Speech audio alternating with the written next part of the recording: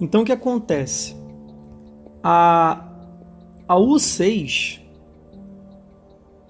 a U6 ela inclui todos os que não são estabelecidos na U3. Porque, por exemplo, a U3 ela inclui apenas pessoas que buscam emprego ativamente. Só que ela exclui as que trabalham em meio período, só que desejam fazer o período integral. Ou as que se desencorajaram a procurar por qualquer vaga, depois de tentar por um longo período de tempo e não conseguir. Então, por exemplo, uma pessoa que queria trabalhar em pleno emprego, mas acabou se sentindo desencorajada por falta de oportunidade criada por alguma recessão econômica. E ela foi trabalhar na área de pedreiro. Esse cara não é incluído. Ou então, se esse cara foi, por exemplo, trabalhar em alguma área informal, ele também não vai ser incluído. Porque para essa taxa ele está trabalhando, digamos assim, de carteira, formalmente, etc.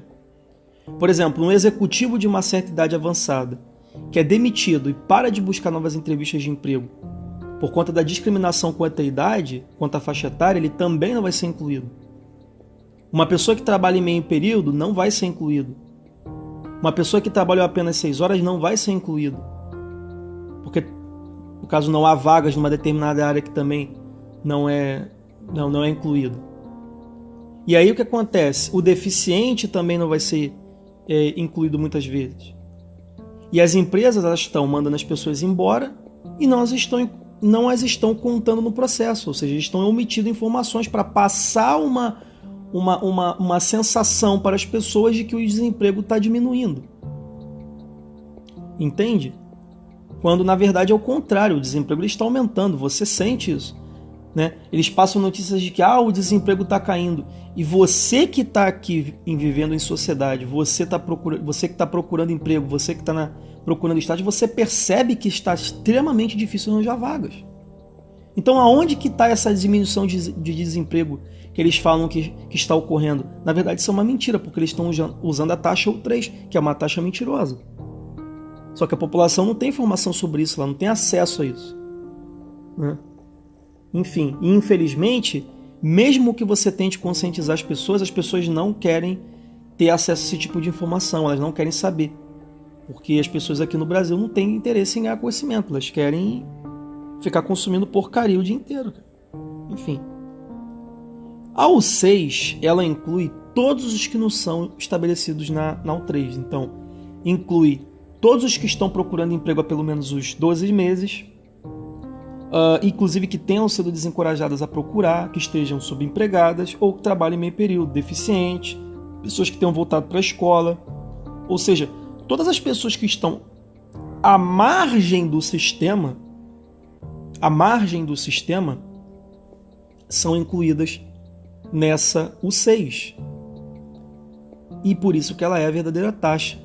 Só para você ter uma ideia, em 2019 nos Estados Unidos, o Fed ele usa a taxa U6. A taxa de desemprego que o governo americano estava dando era de 3,5%. Se eu não me engano, com 11 milhões de desempregados. O Fed estava datando, na época, 6,9%. Se eu não me engano, com quase o dobro de desempregado, para você ter uma ideia da diferença.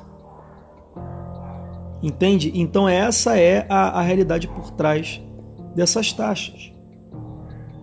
Então assim, isso vai se intensificar quando eles destruírem essa indústria e introduzirem a nova, porque eles vão ter que levar vários setores da indústria à falência, porque você vai ter a mudança da matriz energética, você vai ter para fontes de energia muito mais intermitentes, instáveis, que eles vão dizer que são sustentáveis, como a eólica e a solar. Né? Você vai ter, por exemplo, em detrimento da energia nuclear, que é muito mais barata e muito mais confiável e sólida. Você vai ter a destruição da indústria de carbono. Então, o que vai acontecer? Você vai ter a destruição de vários setores da indústria para a colocação de uma nova indústria que vai ser o grande pilar dessa tecnocracia que eles vão implementar no futuro. E, logicamente, isso vai mandar um monte de pessoa para a rua da amargura. E aí o que acontece?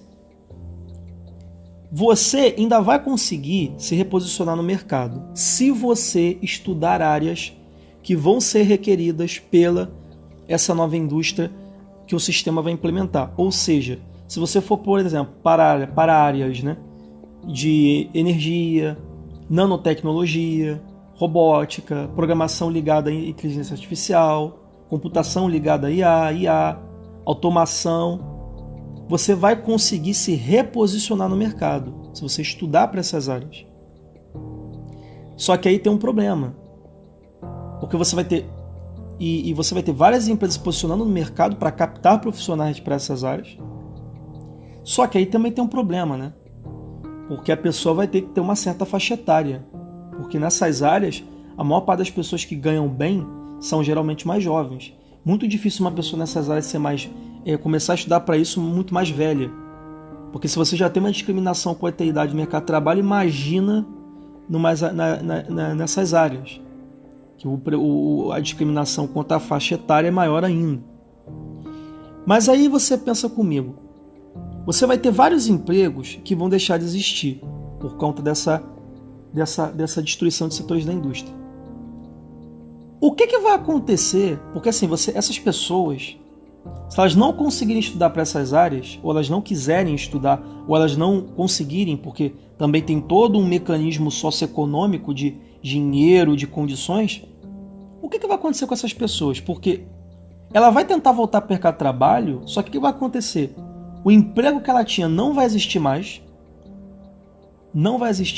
ou vai ser um mercado de trabalho extremamente recluso, extremamente limitado, né? Ou então ela vai ter que estudar para áreas pela qual ela não tem capacidade socioeconômica para aquilo. Eu vou fazer a pergunta para vocês, o que vai acontecer com essas pessoas? Porque elas não vão receber salário. Não vão receber. Os governos estão ficando cada vez mais endividados externamente. Vai chegar uma hora que vai ser severamente impactada a questão dos auxílios sociais.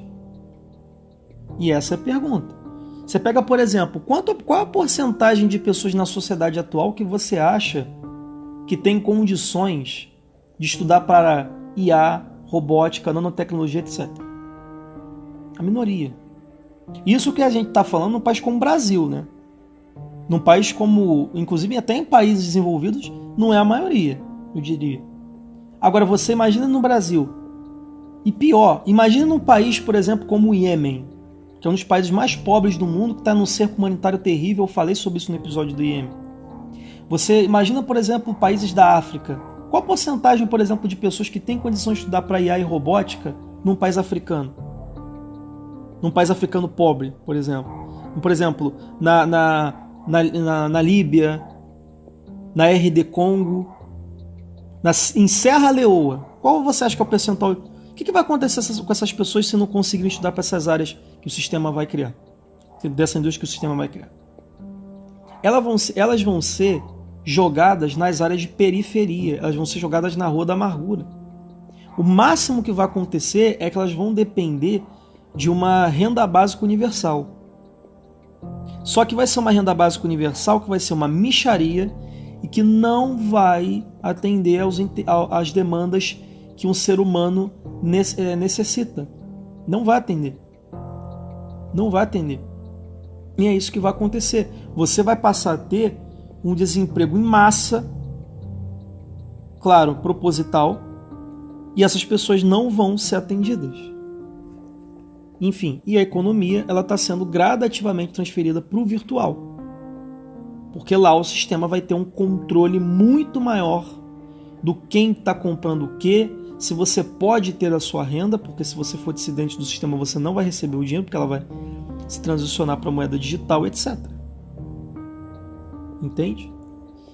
Bom, e aí dentro